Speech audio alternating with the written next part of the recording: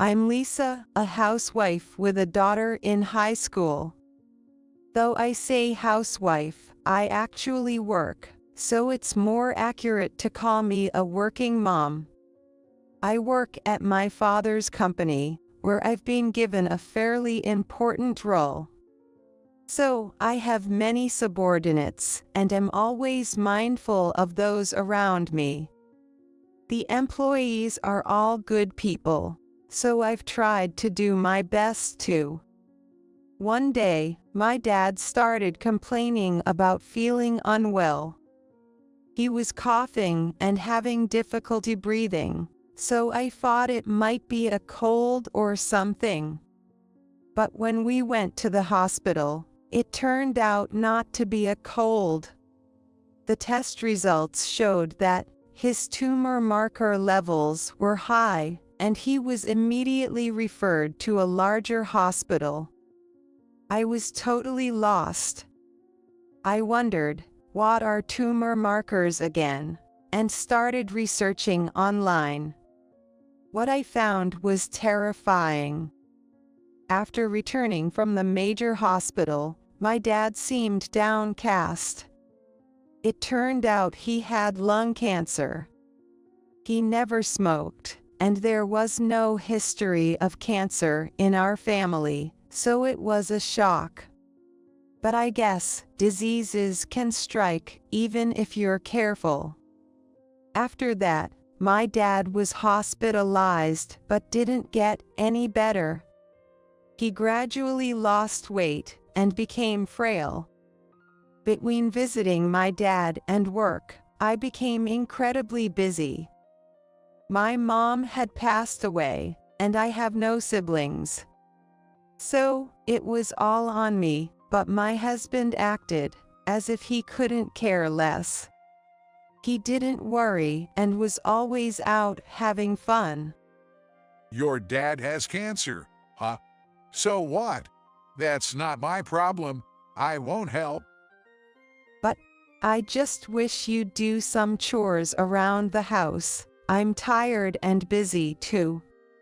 Huh? Even if you say you're tired, that's your problem. He's your dad, so deal with it. And why would I do chores? I'm a man. What? Men have to be strong, not doing housework like women.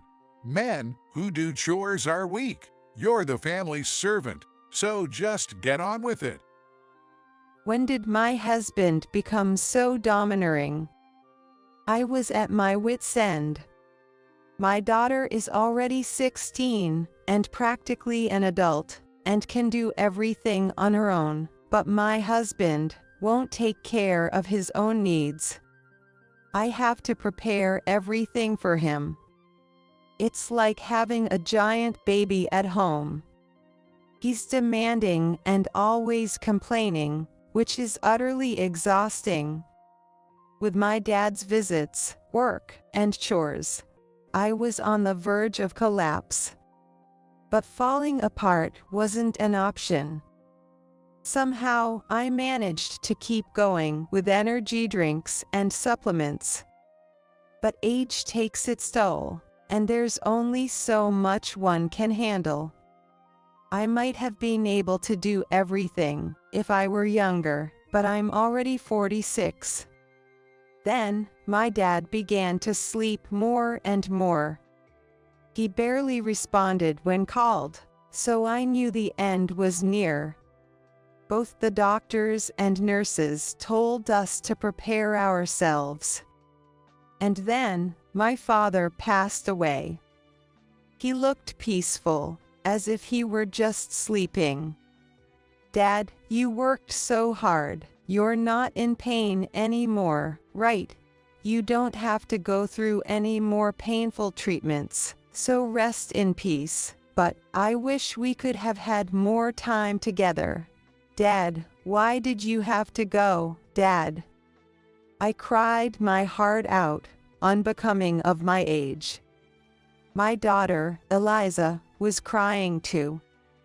In contrast, my husband, who was just standing by, seemed to feel nothing, and quickly left to buy a drink from a vending machine. I thought he might have bought something for us as well, but it seems he only bought for himself. It made me realize he's incapable of showing concern for others. After that, my father was cremated. Watching the smoke rise, I truly felt his absence from this world. Then, I officially took over my father's company. It seems everyone is ready to support me fully. Knowing I'm not cut out to be a CEO, I was quite nervous. Starting today, I'll strive to do my best, working together with all of you. I'll make an effort to continue producing great products. The employees all worked hard for my late father. We managed to finish and sell the product he had been developing, which was his dying wish. The sales team was excellent, and our sales kept growing. With the need to produce more, I considered expanding our factory. That's when my husband brought up this conversation. Hey, now that you've taken over your dad's company, how much are you making? Is it profitable? A bad feeling washed over me, so I decided to lie on the spot. Actually, it's pretty tough, only about $37,000. That's all we're making. I guess I'm not cut out to be a CEO, and the morale among the employees is low. Oh, yeah. We might go bankrupt someday. Hey, I wouldn't know how to face my father then. Well, you're incompetent, after all, not smart and not good at managing things. He laughed and went somewhere. Probably to his room to play video games. At his age, he's always playing games. It's fine if he's buying games within his allowance, but I wish he'd help out more around the house. Realizing I couldn't expect anything from him, I just went about my chores, indifferent. My high school daughter helped, and we quickly finished the housework. I wished he would take a lesson from Eliza. His life skills are probably worse than hers. Then, I decided to purchase a vacant lot next to our company for the factory expansion. This used to be the location of a very large mansion. But the owner passed away, and his wife moved into a nursing home. I believe she was over 70. It used to be a grand mansion, but after the wife moved out and into a nursing home, it gradually fell into disrepair. So, despite efforts to sell it, no buyer was found, and the mansion was ultimately demolished. There might have been termite damage, and it seems they decided to try to sell just the land. Well, selling the land alone would still be considered a big win. The land was incredibly vast, enough to easily accommodate the factory we had planned to build. I bought the land promptly and constructed the new factory. The company became busier. Due to a shortage of staff, I thought we needed to increase our workforce. So, we decided to open positions for mid-career professionals and recent graduates. Soon after, applications started pouring in. I'm looking forward to working with you. It's a small company, but we've finally made it this far. If you have any questions, feel free to ask your coworkers or me. Thus, the company grew rapidly. The product my father had been developing started selling well. Every time we sold his dream product, I felt happy. Various contractors came and went at the factory. I became busier and more relied upon. I felt like I was starting to act a bit more like a CEO. One day, as I arrived at the company, my in-laws were there. Oh, Lisa, you were lying about not making money, weren't you? Well, You're actually making enough to build such a big factory. How sly, focusing only on making money. Right, you told our son. You weren't making much, but you're actually profitable, aren't you? That's why you can afford to build such a grand factory. well, Hey, give us some money. We're getting old, struggling with our pension. Give us a little support. that's, What are you going to do with all that money anyway? You don't have parents anymore. Think of us as your real parents. they were being selfish in their demands. Demanding money simply because they wanted it, but that was something I couldn't do. I intended to use the money I earned for my daughter's sake. She is very talented and wants to go to study at a university in Germany. I'm not very good at German, but I've been researching online for her sake. I think the tuition for universities in the US is high, but the fees for private universities in Germany are astronomically higher even compared to that. However, I believed that if I worked hard, I could manage to support her. That's why I've been working so hard, and I can't just give the money to my in-laws. Why won't you give us some money? Are you just looking out for yourself? No, that's not it. I want to spend it for my daughter's education, on Eliza's college tuition. That doesn't matter. Since she's a girl, why not just let her finish with high school? Exactly. Girls are fine, just finishing high school. Back in the day, they didn't even go to high school, did they? And now you're thinking of sending her to college. Yes, she wants to go to college in Germany. Don't make me laugh. What's a girl going to do at a Germany college? I've never heard of such a thing for women. My Phil was laughing uproariously.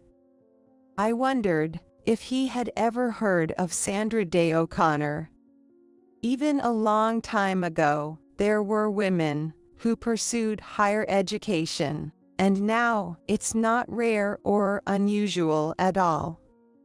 If you're good enough, you can go anywhere. I've been working hard for my daughter, so these comments irritated me. If they were so desperate for money, they should figure it out themselves. Both my Phil and Mill are 66, but at our company, we have folks who are even older and still actively working. The oldest one is 76, a whole decade older than them. Though he's older than my dad, this 76-year-old man, called Paul, joined our company mid-career. All right, I'm coming in. Wait, please. Your company deals with platinum, right? Platinum isn't just for jewelry, you know. Selling that would make a fortune. Now, where could it be? Please stop, don't come in. My in-laws were attempting to snoop around the factory for what they were after. However, at that moment, they were approached by a man with a scar on his face, looking quite intimidating, and they were visibly frightened. Hey, what are you doing here? Strangers aren't welcome. This is my sanctuary, you hear? Yikes, what's with this muscle monster? Oh my gosh. Who are you calling a muscle monster? Anyone can see I'm just a human being. Stay away. Don't come any closer. You run that way. I heard you sneaking in to steal. Wait, I'm calling the police on you. Ah, muscle monster. Don't come any closer. Who's a muscle monster? Can't you see these beautiful quads? Side chest. That commanding voice belonged to Paul, the experienced pro in his 70s I mentioned earlier.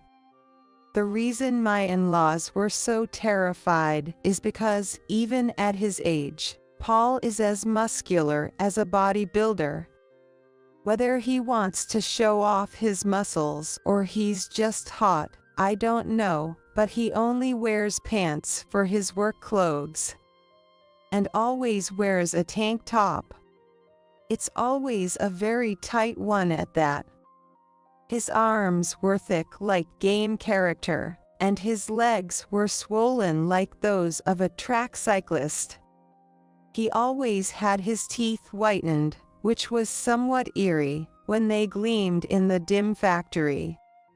He didn't look like someone in his 70s at all, and the scar on his face gave him an intimidating air. The scar came from an accident, but my in-laws probably thought he was a dangerous person.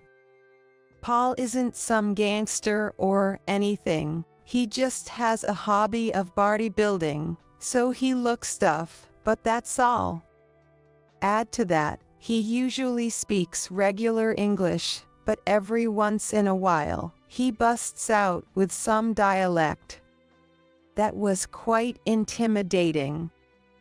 Move aside. You're in the way.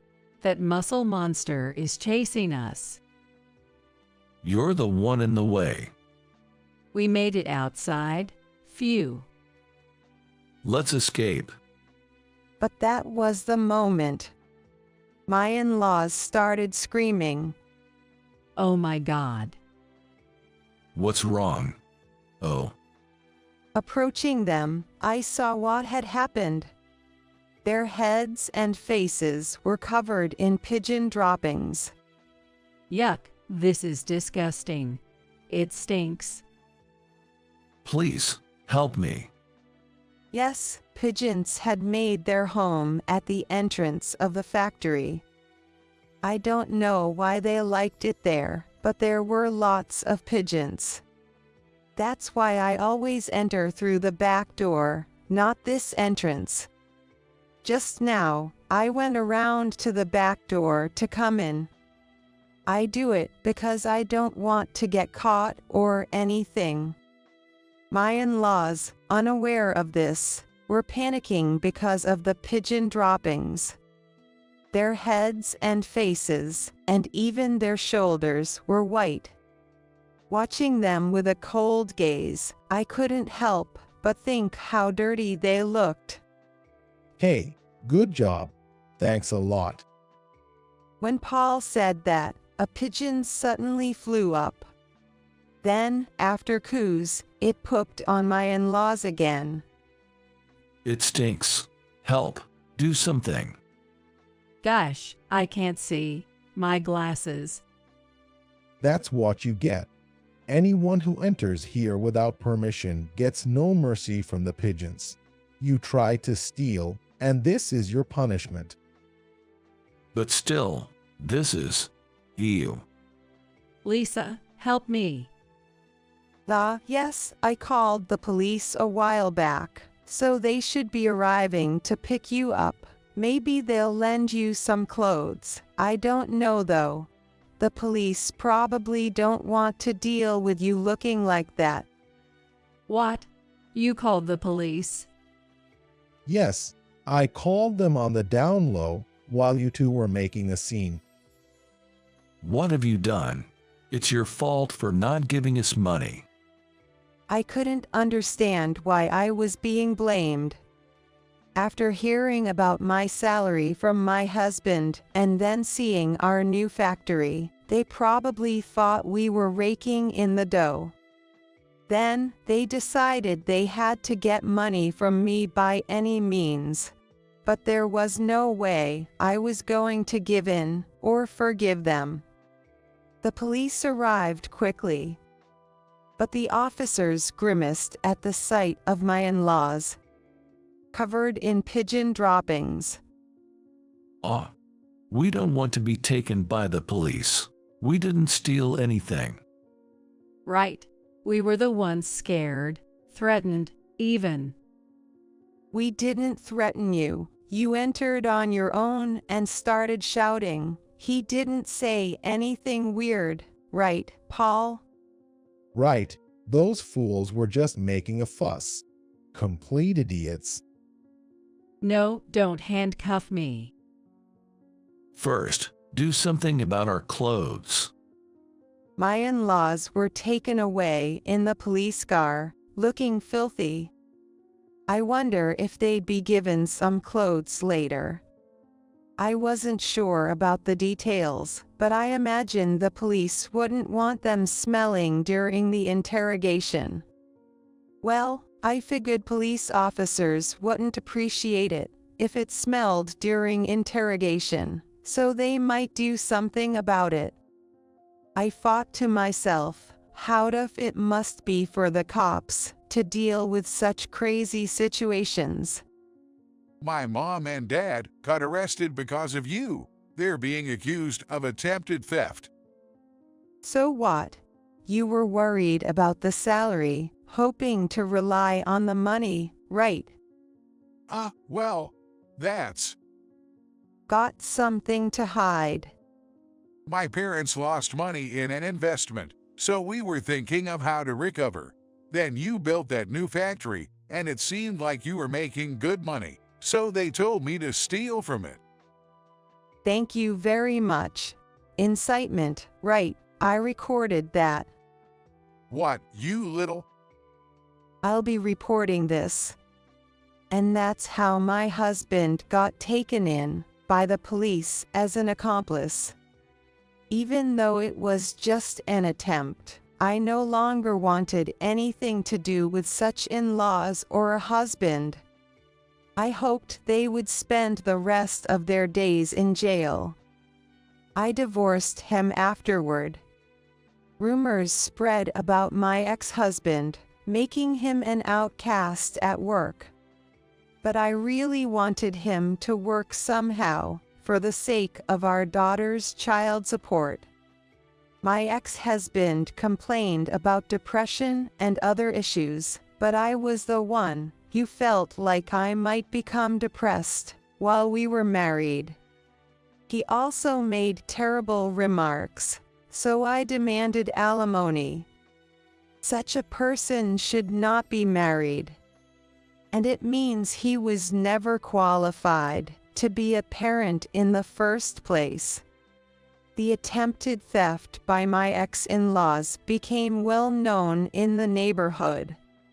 And it seems they were seen getting taken to the police, covered in pigeon dropping. What's more, they've been given a laughable nickname because of it. Surely those who witnessed it must have thought there were crazy guys causing a scene. I've already divorced my ex-husband, and now I live with my daughter. She focuses on studying German every day and is attending a German language school.